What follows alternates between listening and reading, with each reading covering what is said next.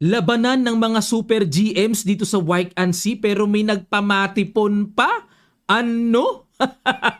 Bihira na pong makita sa mga laban ng super GMs ang may namamatipon pa. Matyaspon, yan po ang ating pag-aaralan. Pero bago yan natin makita ay pag-aralan muna natin na si Matyas Blue Boom napalaban na sa leading na si Abdu Satorov. 2 games po ang ating i-analyze pero bago yan mga kamatyas, sagutan muna natin syempre ang iniwan nating puzzle sa ating last upload hatid sa atin ng Internet Chess Club. Ito po yon. Congratulations sa mga nakakita ng Knight F5, brilliant sacrifice na kapag kinain po kasi yung queen, kakainin ng tore yun, mamamatyas, di makakaangat, bantay sarado ng Yokabab. Pero ganun pa man, kakapture naman ang queen, queenless na, panalo na rin ang white dito. Congratulations po sa mga nakasagot. Ayan. At sa mga gustong sumali po ng paraffle natin weekly, every Tuesday po yon, no? Mag-download kayo una sa lahat ng Internet Chess Club app and then punta kayo sa description, nandun yung Google Form link para sa entry at maka-join na po kayo.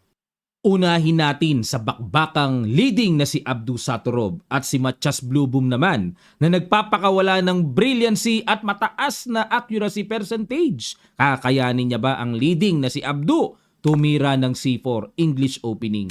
Nag-E6, Knight C3 at nag-D5. Pagkaganyan po ay anti-English opening ang depensa ni Matyas.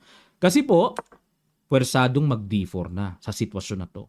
Kasi kung ipipilit ang English opening, hindi po bagay kasi tutula ka na ng D4 at isang malaking istorbo kagad yan. Konting pag-aaral lang po, background sa opening na to, mapapabalik na lang ng Knight B1 eh.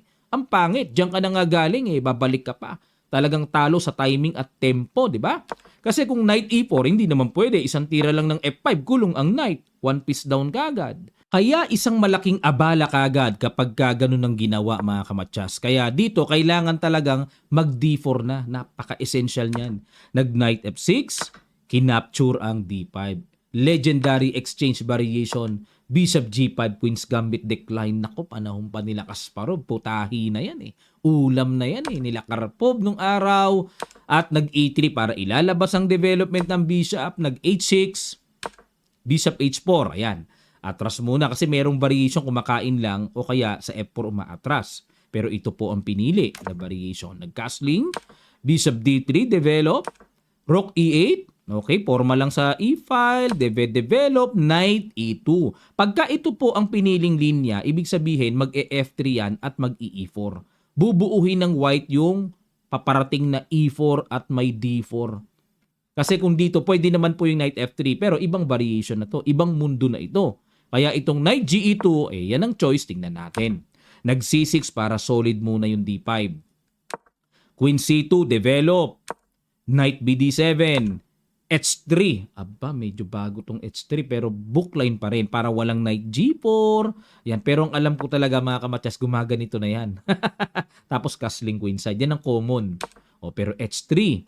Knight F8 para makahinga ang diagonal, light square bishop at itong knight po, hindi pwedeng tumungtong sa G6 kasi dalawang patong na yan.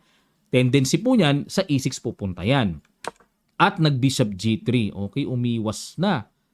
Umiwas na. Ano idea? Parang medyo questionable sa akin to ah. Knight E6. Ayan na. Nilagay na sa tamang forma ang knight.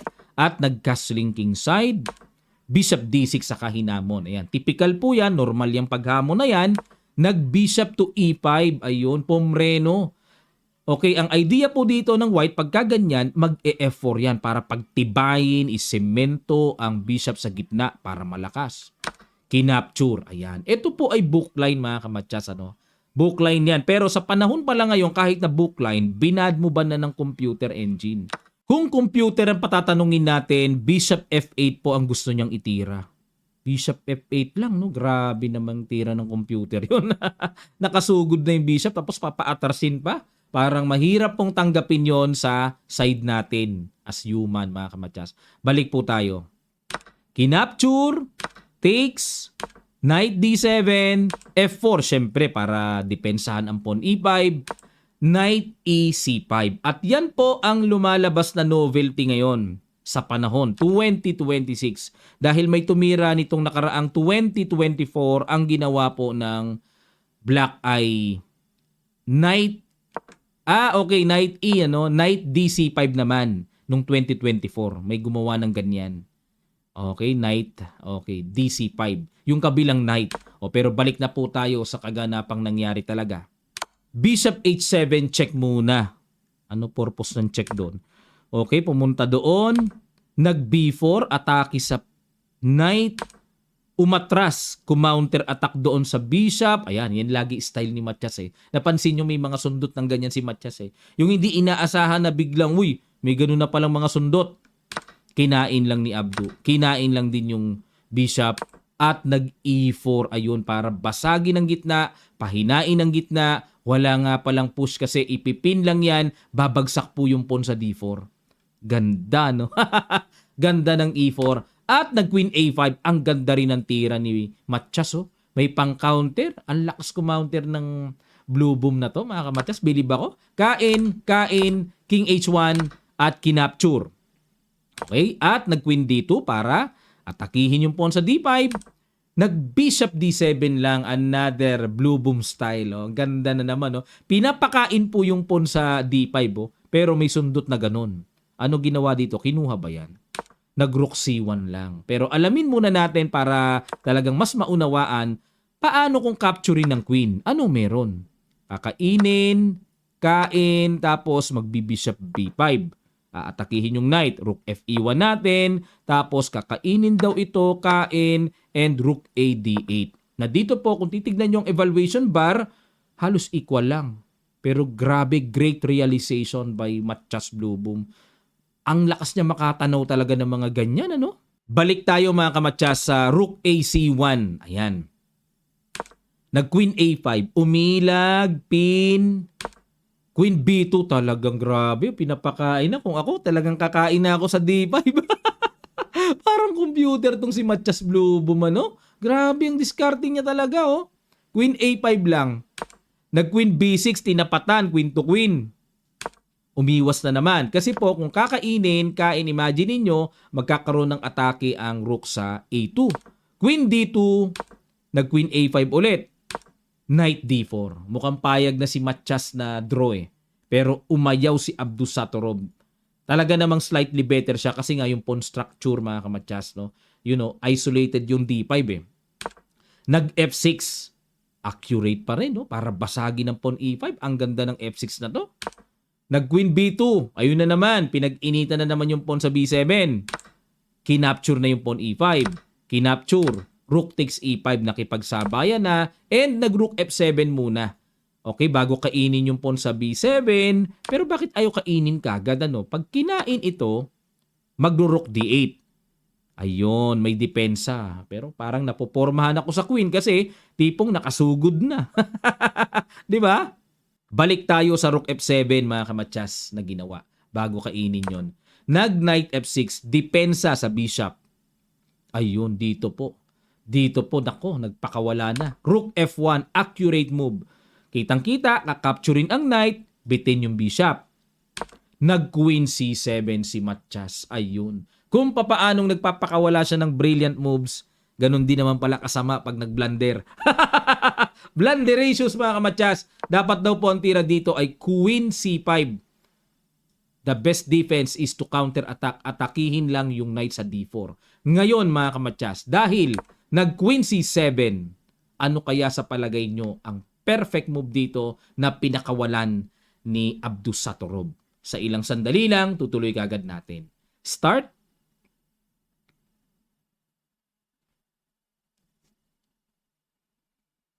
Maraming salamat po, mga kamatyas. Congrats sa nakakita. Knight CB5, accurate move. Atake sa queen. Siyempre, tatakbo yan. Nag-Queen C4. Ayun, sumugod. At dito, mga kamatyas, nakita na natin kanina, nabanggit ko na rin po. Boom! Rook takes knight. Libre na yung bishop. Kinain. Ay naku, bago kainin ito, mga kamatyas, may mas luto, may mas hinog. Sige po, huling puzzle. Napakaganda kasi kaya gusto ko ipapuzzle sa inyo. Sa ilang sandali lang, tuloy kagad natin. Start.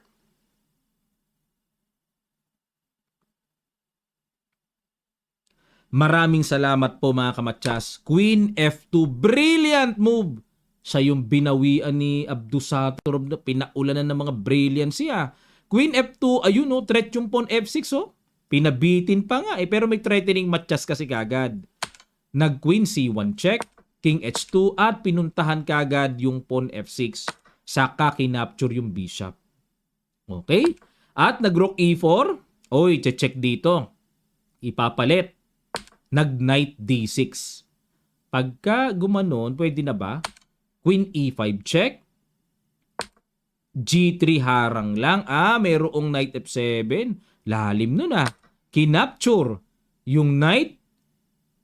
Knight takes E4. Grabe naman kalkulado yun. Grabing kalkulasyon na ginawa ni Abdusatorob, ano? Pag kinain, hindi pwede. Pagka kinain ng queen, hindi pwede. Capture yung pawn, matchas kagad. Kinain-kain at lumabas na one piece down. Buong buo. Walang kabawi-bawi si Matchas. Kinain at time na para magwalis. Ayun, knight G4, atake sa F6, atake sa H6, obvious na obvious. Nag-resign na po. Abay, buti ito. Nag-resign. Pero itong susunod na laro na aaralin natin, ay grabe, nagpamatipon. Talagang grabe ito. Kaya seatbelt po bago tayo magsimula ulit ng ating pag-analyze. Lambing naman po, paki-subscribe naman ang channel na to at click nyo notification bell all. Maraming salamat po. Wala, hindi kinaya ni Matchas si Abdusatorob at mamaya pakita ko po sa inyo ang standing nila ha. Pero analyzein muna natin ito. Dito pa rin sa Masters Division, 15 years old, Erdogmus versus Super GM Fedosib. Grabe, Matchas po nang makikita. Nag-E4, E5, Knight F3, Knight F6. Ito yung tinatawag na Petrov defense. Sa ibang katawagan, Petrov. Ayan, pinasok ang main line. Atras, yan talaga yan. Tapos gaganti, babawi ng isang pawn. Siyempre, one pawn down. Nag-D4, control the center. D5, yan talaga yan para ilalabas din po ang bishop. Bishop D3, Bishop D6, castling, castling. So, ito po ay very normal line. C4 para ma-pressure ang D5 na dumidepensa sa Knight E4. Nilalagyan ng C6 yan para may suporta. At nag-Rook E1, dinoble ang atake sa Knight. Rook E8, dinoble din naman ang depensa. At nag-Queen B3, ayun, dinagdagan ang pressure sa pawn D5. At nag-Knight A6. Ayan na, ito na po yung mga karga ng lalim ng preparasyon sa opening. Nag-A3 para walang Knight B4 pang istorbo sa bishop. Ang tanong mga kamatsas, baka mapatanong kayo coach, ba't hindi po kinapture yung pawn sa D5? May queen na yan dyan pwede naman capture ma one pawn up yan ba? Ayun, pag kinapture po yan at ma one pawn up dito ang white pero merong trap na bishop takes H2. Aray ko ang tawag dito ba? Queen loss ba? Queen loss. Queenless pala. Lost nga ang queen. Ayun, balik tayo. Kaya nag-A3 dito at wag pansinin ang pawn D5 para walang knight B4. Ayun, nag-H6 muna. Pasingaw muna sa back rank at nag-knight B dito. Talagang gusto na kagad sipain yung matibay na knight na nasa gitna at napaatras. Dito po kasi mga kamatsas, masarap sana isemento to sa pamamagitan ng F5. Pero pag nag-F5 kasi, hindi masasabing sementado knight. Kasi pag kinapture yan, tutuluyan na talaga yan. Dahil nakabuka na yung king, may check pa. Wala nang sacrifice sa pagkakataon doon, kagaya ng nakita natin. Kaya napaatras dito. Kung kakapturein naman po yung knight, magigising yung bishop na katulong lang sa development tempo ng white. Kaya kukonsider natin sa usapan pong exchange, makakatulong ba sa atin o tempo lang ng kalaban? O kaya umatras lang dito. Kinapture na, capture at nag-C5, Bishop C7 at nag-Knight F1. Bakit po gumanyan? Para makalabas ang dark square bishop, halimbawa Bishop D2 at yung tore, mailagay na po sa eksena. At nag-Knight B8. Napansin ni Fedosib, ang knight niya po sa A6 walang gamit. Kaya gusto niyang ilipat dito, paikutin sa kabila. Nag-Knight G3. Knight E4. Ayun, ibinida na naman yung knight. Bumalik na naman. Knight H5. Aba. Ayun, hindi ko na po nasubaybayan yung novelty. Pasensya na po. Hindi ko na alam kung saan yung novelty na palampas na hindi bale. Focus na lang po tayo sa nangyari. Knight H5. Ano purpose? Okay. Baka gusto mag Bishop F4. tatapatan ng extension tapos rook e1. Itong Tory na to, gustong-gusto ko talagang ilagay yan dyan. Ang tagal eh. Nag-bishop d8. Bishop d8, yun. Binigyan po ng questionable sign. Dapat daw po ang tira pagka ganyan. Tingnan nyo tira ng computer ang hirap magawa. Pababalikin ba naman yung knight doon? Ay doon na nga galing. Wala na. Yan na yung talagang hindi magagawa ng human. Lalo na sa side ni Pedosib. Biri mo, binalik na niya yung knight tapos may isipan niya pa yan. Malabo na yun. Malabo na. Okay. Balik tayo dito mga kamatyas sa Bishop D8. Bishop F4. Develop. G5. Wala talaga. Wala sa kondisyon si Pedosib. Ang papangit ng tira. Oh. Puro bad move. Dapat daw po tira knight D7. Oh, yan naman. Develop naman. Pero G5. Bishop C7. Okay. Gulat ako doon. Kala ko na mouse sleep eh. Hindi po. Face-to-face to hindi to online. Pumreno eh. Kala ko kakainin nga yung knight eh. Pero meron pong idea ito. Yan. Pero kung accurate pag-uusapan, dito lang daw. Bishop D6 lang daw. Kung accurate, no? Bishop C7. Kinain. Sabay kain dito. Ang purpose po kasi noon, pagka libre na yung F6, tatanggalin mo lang yung knight, palaging may double. Yan ang paparating. Kukwinlisin, di ba? Kukwinlisin. Makakarating yung knight doon. Pero nag-knight D7. Siyempre, kailangan saluhin muna yan. Bishop F5. Tatanggalin na naman. Tapos lundag na naman ang knight. Nag-queen D8. Depensa sa F6. Rook E1. Inagaw na po. Unang tingin, unang impression, ang pangit po ng queenside developments ng black. Hirap, crampy, ipit. Nag-king H8, gumano na lang, talagang kulit-kulit na. Nakukulitan na si Pedosib. Baka mamaya tamaan na naman ng ganun eh. Nag-queen E3, samantalang si Erdogmus, sinasamantala niya na talagang habang late pa ng developments ay rat-ratin niya ng atake kagad, bakbakan ng atake kagad. Knight F8. Ayun, naku po, nagpakawala na ang batang ito. Ayun, threatening knight F7, lakas. Queen E7, kasi kung kakainin po, walang silbi yun, butas-butas din yung king eh. Queen E7, sinuportahan ang pawn F7, kinapture, capture, at dito nag-queen H3. Okay, threat yun. Pag di malinaw ang mata, mabibigay yan. At pag inalis po ang knight, may tama doon sa H6. Nag-rook E8, ayan, pang-pin lang. Nag-knight G3, threatening the pawn. Nag-king H7, suporta. Nag-knight F5, atake, may atake din doon. Obligado, suportahan yung pawn. Nag-rook E3, queen F6, at dito mga kamatyas. Ayan, isa na namang kamanghamanghang pang-puzzle na po pwedeng kunin ng Internet Chess Club. Itong position na to. It's white to play. Find the brilliancy prize move. The brilliant move. Sa ilang sandali lang, tutuloy kagad natin. Start.